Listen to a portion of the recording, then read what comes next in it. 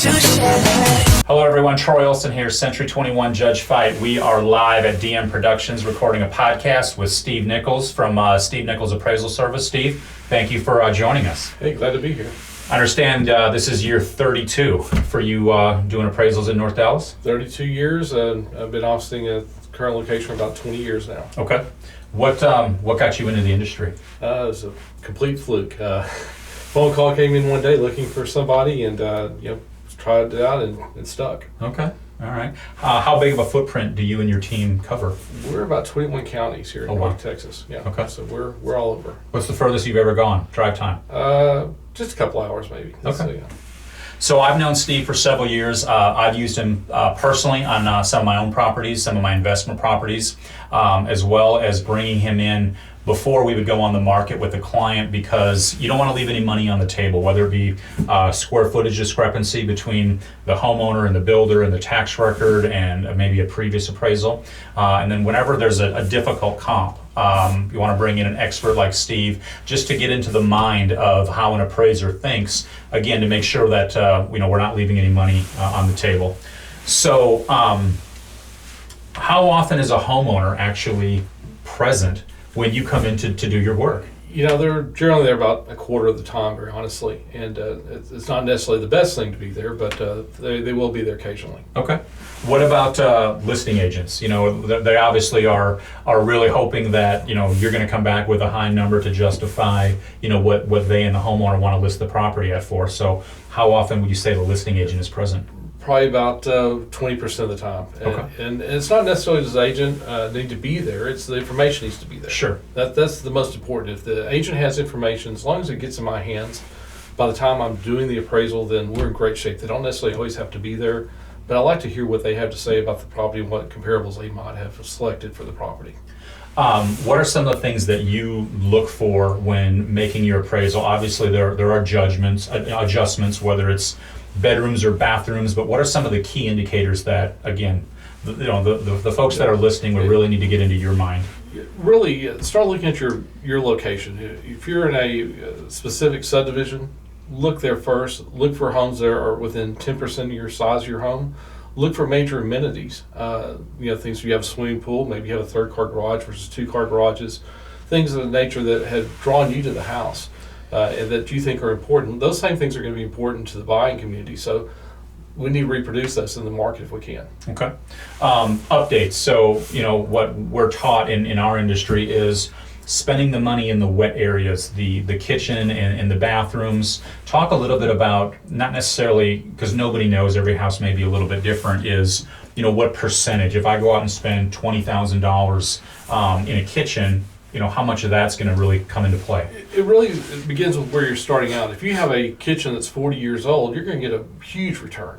If you have a kitchen that's 10 years old and you want to improve it, maybe new cabinets or countertops, things, you have to consider what you had was probably decent. It was usable, certainly maybe not quite the exact current colors, possibly something like that, but it was still probably in good shape. So your return is going to get less the more recent of an improvement you're doing over when it was done originally or last time it was done. So it's kind of a catch-22. I've always had homeowners say, I just spent $3,000 on these granite countertops, I should get $3,000 more out of them. Well, reality is we're comparing to homes that are comparable to yours, so we're going to be looking for homes that are with new granite countertops if all possible. So your return is just kind of keeping up.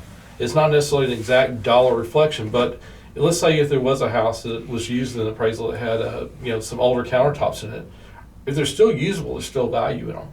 So you're not always going to get dollar for dollar for your improvements. You're going to get some fraction of that, whether it's 50 cents on the dollar, maybe 70 cents on the dollar, or it's just going to depend on what you're comparing to. So another thing that comes up a lot is swimming pools. Hey, I put a $50,000 pool in the backyard 5 years ago. What sort of expectation, and again, I know that every house, can be different, but if somebody put in a $50,000 or a $60,000 pool, how do you equate for that? Again, it goes back, research particular neighborhood. Sometimes if you're in a neighborhood where you're the only home with a swimming pool, you're not going to get as big return as if half the homes have swimming pools. What that's telling you is that the neighborhood or the people in that market area are wanting swimming pools, they're installing them, they're paying for them. But if you're kind of one of a kind, you're going to get less return. But if you spent, say, $60,000 on a swimming pool, depending on the price point of the home. But you could probably realistically see maybe $18,000-$20,000 return on that. So before we went on the air, we were talking about, homeowners having a list of all the improvements that they have done to the home. How often do they actually have that laid out, typed out, just as an FYI for you? Again, it's probably 1 in 5 is actually, am I getting a list of improvements? And what you need to do on those is you need to have we updated the kitchen, and just put the year. Yep. We don't have to have a dollar amount, exact month or day, but just a general idea. An appraisal done for a mortgage lending purposes will ask 15 years of when updates have been done on the kitchen or bathrooms. Certainly anything on the house, replace the flooring or painting or roofs or air conditioning, all that's important. But we need to have as much data as possible, especially on the kitchen and bathrooms. Okay. Landscaping packages, again, if it's an older property, putting in a sprinkler system, resodding, again, stuff like that obviously helps with curb appeal, and it helps with the functionality of, watering and stuff like that. But talk a little bit about exterior value other than a pool. Well, again, anything can add value to your home or detract value from your home. But if you've gone in and you've put money into your exterior home, having the normal landscape level and having a good maintenance level is what everybody expects.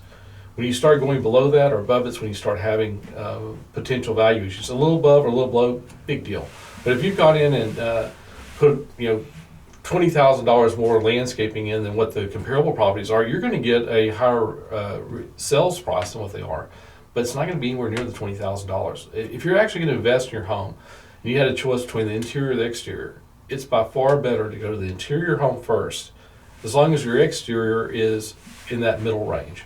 You need to stay in the middle range as much as possible on the exterior because you have limited returns. If you were to get, say, 50 cents on the dollar on interior item, you're probably going to get 10 or 20 cents on the dollar on the exterior, just as a general idea. You're going to get less than half what your return might be from interior items. So keep that in mind. Talk a little bit about the challenges of measuring a home. I've heard different stories that they'll measure the exterior of the home, and then I've heard, we'll measure the dimensions of every single room on the inside, and then we'll add them all up, add in the hallways, the stairs. What is your process for when you measure? The way that you should be measuring a home to determine the square footage is taken from the exterior of the home. Okay. You're going to get credit for the thickness of the walls, your framing and exterior material, whether it's brick, stucco, whatever it might be. So you're getting credit for that on a single family home.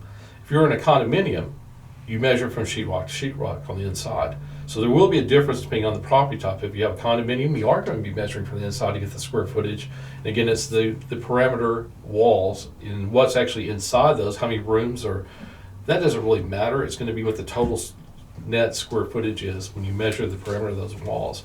And so one thing you run into that's a little different here in Texas is that when you go to the county tax records, you're going to see a square footage on, say, if you have a 2-story home.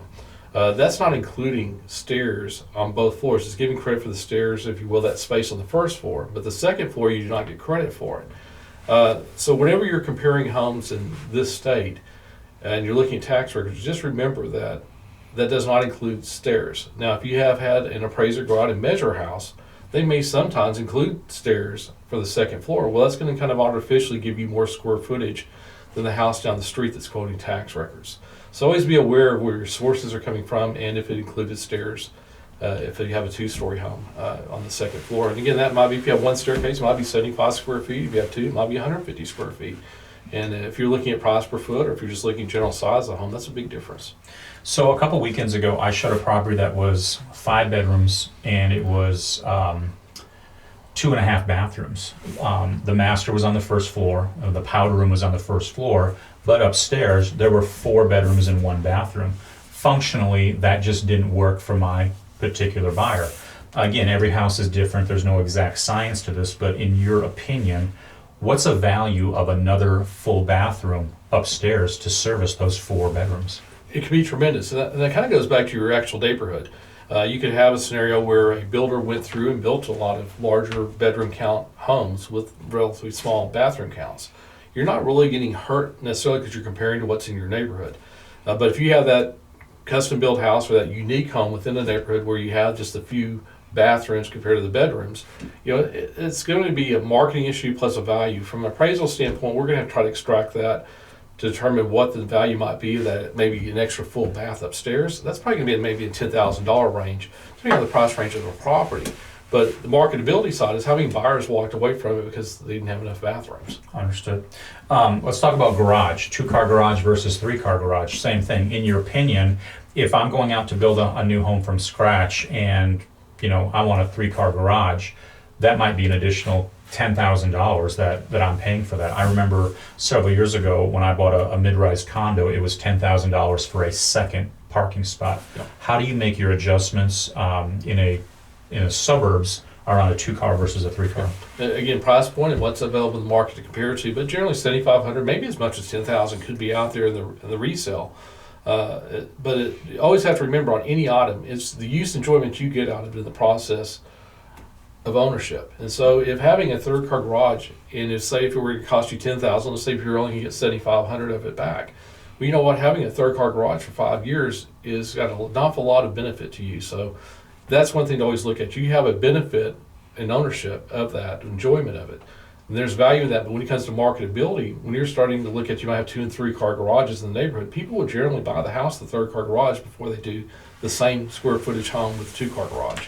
How much stock do you put into a 3-car tandem versus a true 3-car, whether it's side by side or a carriage garage? A tandem garage, meaning you're having to park front and rear, Yep. is going to be less desirable than what a side-by-side 3-car garage would be. A standard, traditional, conventional 3-car garage is going to have more value than tandem. Now, how much value is there in the tandem? If it's, say, $7,500 for a traditional 3-car wide garage versus the tandem, it might be $7,500 versus $5,000, something of that nature. But there's going to be a reduction in value. That's great. If that's the only way you can get a 3rd car space onto that lot, that's a great way to build it. But if you can build 3-car garages wide, traditionally style, then that would be the way to do that. Okay.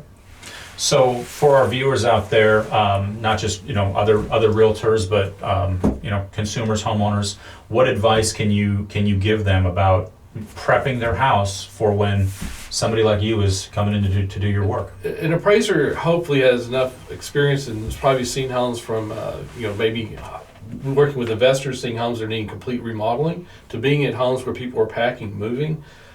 Just generally keep things within reasonable tidiness where the appraiser can get through the house without having problems, that they can walk in every room. We can see the floor covers, we can see the 4 walls. We're probably going to be okay. It's not quite the same as if you're having to have it prepped for a buyer. Mm-hmm. We understand you're moving, we're used to seeing that, so it's not as problematic, but the cleaner it is, the more tidy it is, the better you're probably going to be overall, but that's not always possible. Very good. Folks, you heard it there. Steve Nichols, very high respected appraiser here in North Dallas, been doing this for 32 years. Appreciate you joining us on the podcast. Yeah, I'm glad to be here. Thanks for having me. Thank you.